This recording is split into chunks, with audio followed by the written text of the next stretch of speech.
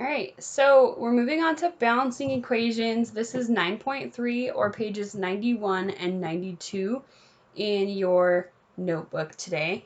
Some of you guys have probably done some balancing equations before, maybe in biology, or maybe you did some balancing equations in 7th grade or 8th grade science. It's kind of fun. Maybe I'm biased, but it's kind of like a puzzle, and you have to kind of figure out how to balance the two different sides.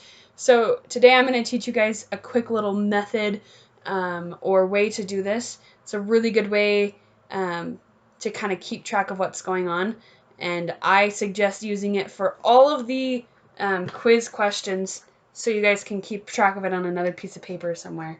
So start out here. I'm going to give you guys just a couple of quick definitions. So write out this quick little formula here.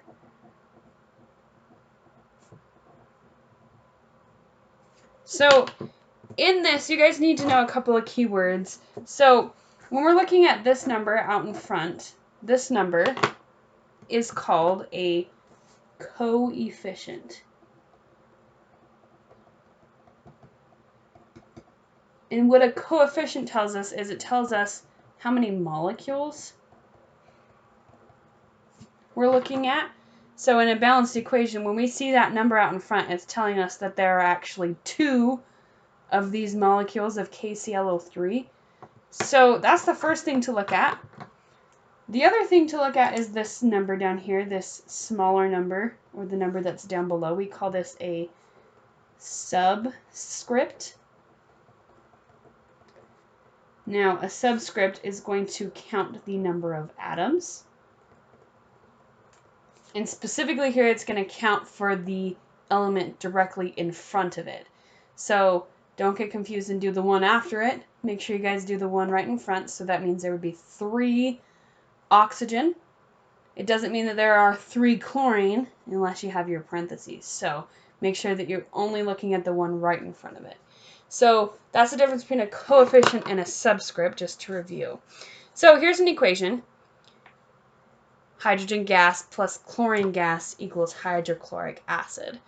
So I'm going to give you guys just a quick little explanation for how to do this. So when I do these problems, I always draw a line between the products and the reactants. So we want to make sure that this thing is following the law of conservation of mass, because as you can see right now, there are more atoms on this side than there are on this side. So let's kind of take a tally for each just to see where we're at. So we're going to see how many hydrogens we have on each side and how many chlorines. So I just write the symbol for each on each side. So currently on this side we have 2 hydrogen atoms and 2 chlorine atoms because of the subscript. On the other side we have 1 hydrogen and 1 chlorine. So how do I fix this? A lot of times people really want to just take and add a little subscript here and here, and that is not allowed. So you cannot do that. This is one of the rules and tricks that people need to know when balancing equations. So this is trick number 1. You can't change the subscript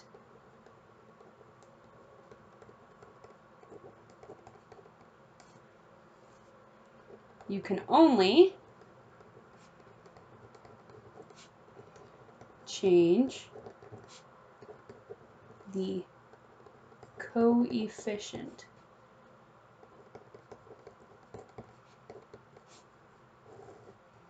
So we can change the coefficient.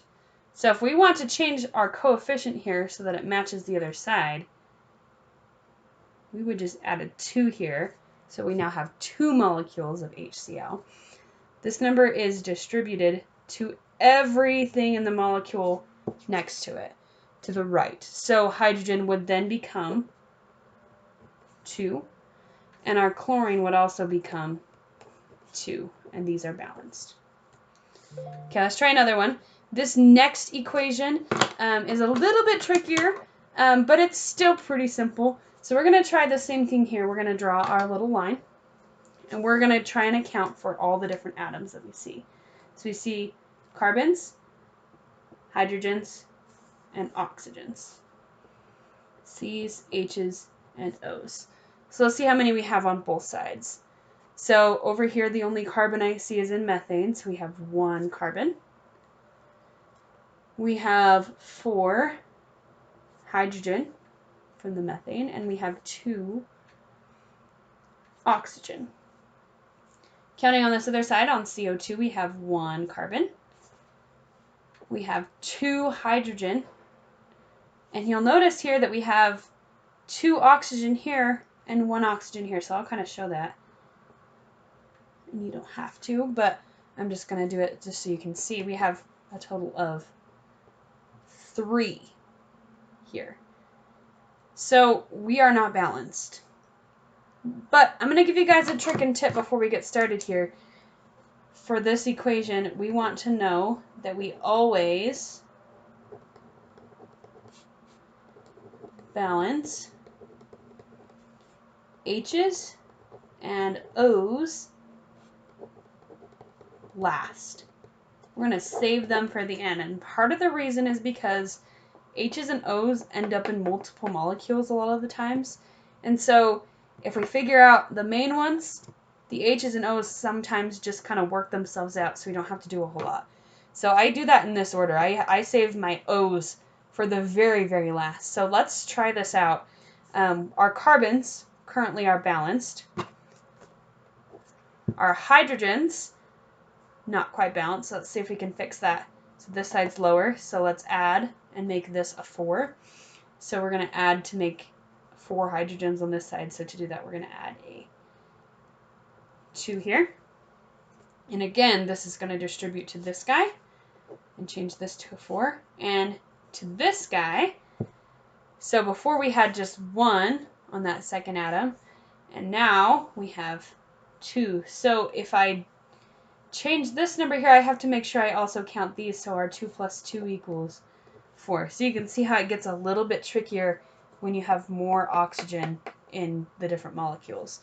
So hydrogens balanced, and our oxygens 4 and 2. So we need to just fix our oxygens to finish this up. So this O has 2 and this oxygen side has 4. So if we just put a 2 out in front here, that changes this to a 4, and our equation is balanced. All right, so if you want to pause to write this down real quick, that might not be a bad idea. But this is the type of equation you might see on a quiz. So the question reads, when balancing the following equation, what is the coefficient that goes in front of HCl? Now, we have to solve the whole thing in order to know what the coefficients are. We have to have a full balanced equation. So we can't take any shortcuts here. We have to go ahead and balance this equation. So let's continue our steps here. We're going to put aluminum, hydrogen, and chlorine on both sides. Let's go ahead and count them up. There's 1 aluminum here, 1 hydrogen, 1 chlorine.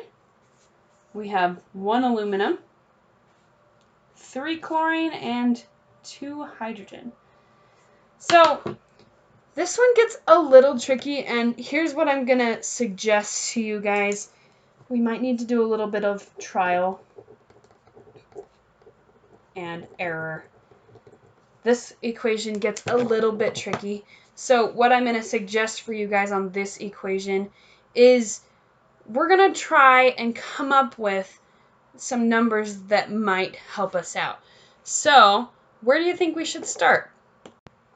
So you're going to want to start with, obviously, the chlorine, because we're going to save that H for last. So let's try with the chlorine first to see what might happen. Now, trial and error, you guys might want to use a pencil. And I'm going to on this one because I know this one's a little tricky. So we're going to start with the pencil by making our chlorines match up. So if this is a 3, we want to get this one to be a 3. Let's change that here. what that will do is it will change our H's to a 3 and our Cl's to a 3. Now, chlorines and aluminums are balanced, but our hydrogens is not going to be very easy to get this number balanced. So I can tell you a math thing that might help. If you guys know what the least common multiple is, we want to find the least common multiple between these two. But if you struggle with math, and that doesn't make any sense to you to find the least common multiple, usually we just do a little bit of trial and error, plug a number in, see if it matches. If that doesn't work, try another number. But for now, the least common multiple between these two is 6. They can both divide into 6. So we're going to take this number and try and make it a 6, and this number and try and make it a 6. So to do that, this one's easy. Okay, I'm just going to put a 3 out in front here to make this a 6. And to make this one a 6, it can't be a 3. We'll times it by 2, and this will have to be 6. So that changes this to a 6, and this to a 6. Awesome. So our hydrogens are balanced. Our chlorines became unbalanced. So let's take this side and fix it. Okay, we can easily change our coefficient here so that our aluminums change to 2 and our chlorines change to 6. And lastly, we're going to get that aluminum to balance. Okay, aluminum here and here. All we need to do is put a 2. And everything's balanced.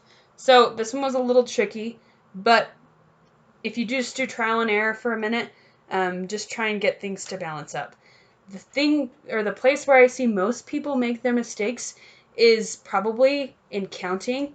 So they might make a mistake in their counting error, or they don't account for, like up here, the fact that there might be 2 in each one. So I'm going to do one more quick problem for you, and then I'll close the video here.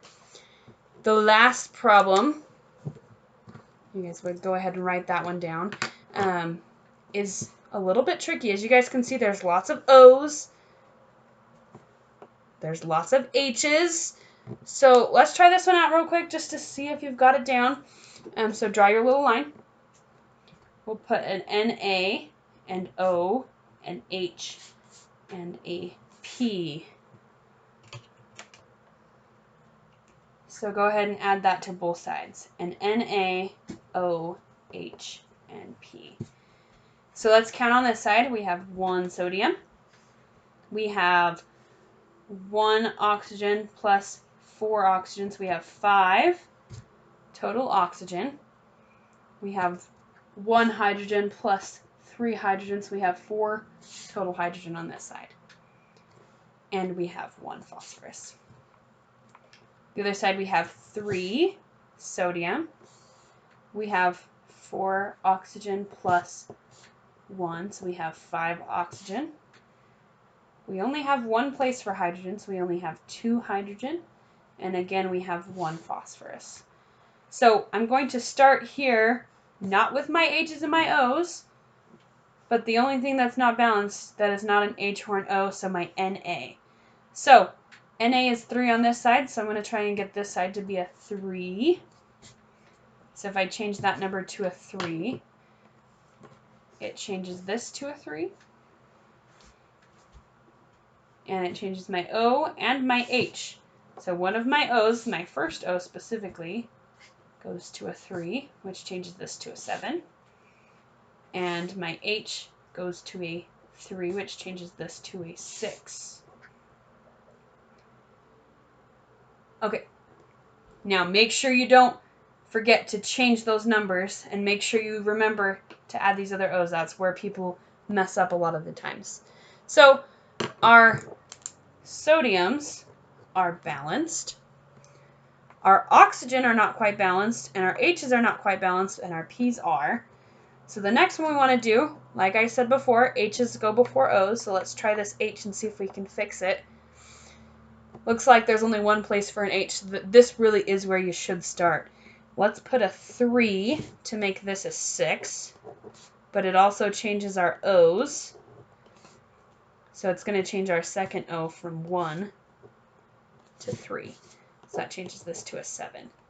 So our H's are balanced, and it fixed our O's as well. So that's it. If you guys have questions on balancing equations, please reach out to me. It just takes practice, and like I said, they're a puzzle, so sometimes you might get a little bogged down on one of the problems.